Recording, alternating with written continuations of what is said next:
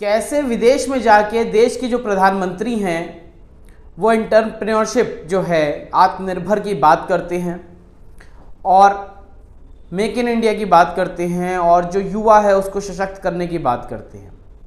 लेकिन देश के अंदर क्या हो रहा है, उत्तर प्रदेश की अगर बात करें तो इलाहाबाद यूनिवर्सिटी के तमाम छात्र फीस बढ़ने पर धरना दे रहे हैं। 400% जो है फीस बढ़ गई है। वहीं योगी साहब जब सफाई कर्मचारी को सम्मानित करते हैं तो मंच पर सफाई कर्मचारी जो महिला है वो कहती है कि सम्मानित करने से कुछ नहीं होता, योगी जी पेट पालने के लिए हमारा वेतन बढ़ाओ। और जब हम बात करते हैं विदेश के अंदर हमारी सशक्ति की, देश के अंदर कितना आधुनिक हो गया है और क्या क्या हमारे प्लान्स हैं, देश के प्रधानमंत्री और नेता जब इस पे बात करते हैं तो वहीं कुछ देश के अंदर की ऐसी तस्वीरें सोशल मीडिया पे वायरल होती हैं जो विचलित कर देती हैं। तो तमाम ये बड़ी खबरें हैं जो शायद मेन स्ट्रीम मीडिया डिस्कस ना करे, आप तक ना पहुंचें, लेकिन सोशल मीडिया के माध्यम से आप तक ये खबरें ज़रूर पहुंचेगी। नमस्कार, मैं मोन्टू राजा, एंटी करप्शन इंडिया से स्वागत है आपका। उज़्बेकिस्तान में हमारे देश के प्रधानमंत्री श्री नरेंद्र मोदी गए हुए हैं। वहाँ पे समरकंद में SCO सम्मेलन हो रहा था जिसमें मोदी जी ने हिस्सा लिया है और वहाँ मोदी जी ने कहा है कि भारत जो है वो एक विनिर्माण हब बनने जा रहा है। जो अर्थव्यवस्था है इस वर्ष जो अर्थव्यवस्था है वो 7.5 के दर पे उसकी वृद्धि होगी और जो विश्व की अर्थव्यवस्था है उसमें एक ये बड़ी अर्थव्यवस्थाओं में से एक होने जा रही है भारत की। यहाँ लोग ये कह रहे हैं भारत के अंदर कि जो महंगाई है वो काफ़ी बढ़ गई है। एंटरप्रेन्योरशिप, आत्मनिर्भर की बात करी जाती है क्योंकि सच्चाई ये है कि रोज़गार है नहीं।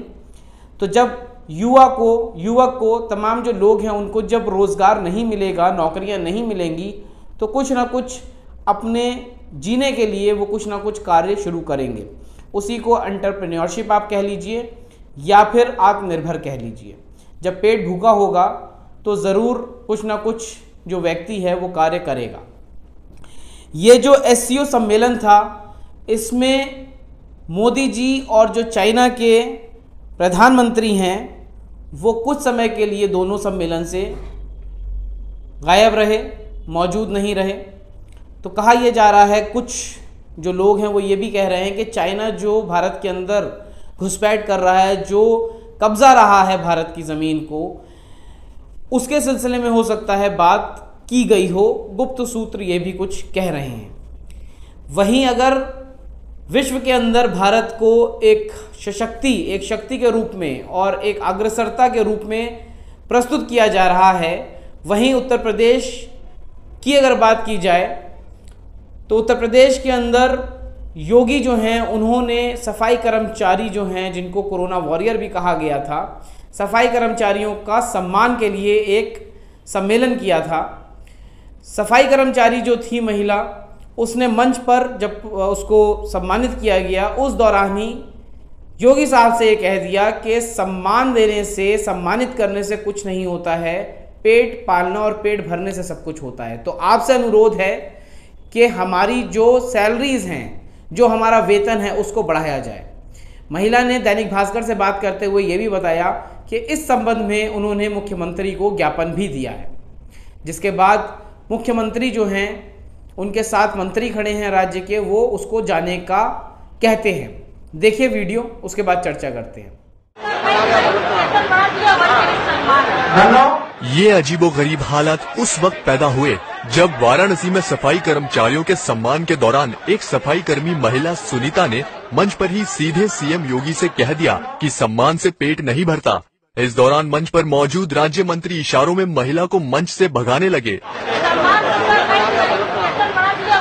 दैनिक भास्कर.com से बातचीत में सफाई कर्मी सुनीता ने कहा कि उन्होंने CM को वेतन बढ़ाने के लिए ज्ञापन दिया है। सम्मान से पेट नहीं भरेगी, सम्मान से ताली बजाएंगे खत्म हो जाएगी। अगर जीने लायक की वेतन दे देंगे तो मेरे बच्चों की पेट भर जाएगी। ना ज्ञापन दिए उनको। दैनिक भास्कर नहीं, अगली खबर जो है वो भी उत्तर प्रदेश से ही है। उत्तर प्रदेश में जो इलाहाबाद यूनिवर्सिटी है, इलाहाबाद यूनिवर्सिटी के जो छात्र हैं सैकड़ों की तादाद में, हजारों की तादाद में धरना प्रदर्शन कर रहे हैं, क्योंकि ये कहना है युवकों का कि 400% जो फीस है वो बढ़ा दी गई है, जिसको लेके भारत का जो बहुत बड़ा राज्य है उत्तर प्रदेश, उसके जो युवक हैं इलाहाबाद के अंदर धरना दे रहे हैं। अब आप सोचिए, जहां शिक्षा पर भी इतना ज़्यादा भार हो जाए, इतनी ज़्यादा फीस हो जाए कि छात्रों को उसके विरोध में प्रदर्शन करना पड़े, तो किस हद का विकास देश के अंदर हो रहा है, ये अपने आप में सवाल खड़ा कर देता है। कुछ तस्वीरें हैं जिसमें मशाल लेके युवक जो हैं वो धरना दे रहे हैं, देखिए।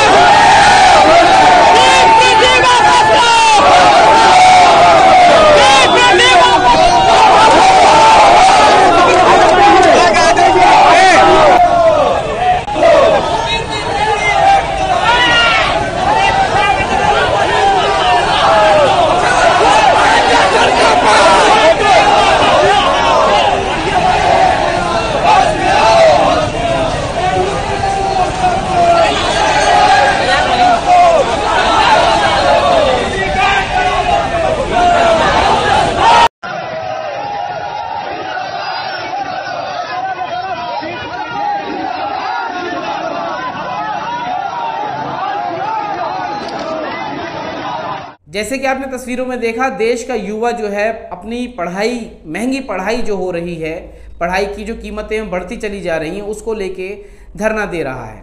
ये पहली बार नहीं है, पहले भी कई बार जो है वो देखा जा चुका है कि जो युवा है उसने बेरोजगारी को लेके, पढ़ाई को लेके, तमाम चीज़ों को लेके धरना दिया है। लेकिन अब ये कितना कारगर साबित होगा ये समय ही बता पाएगा।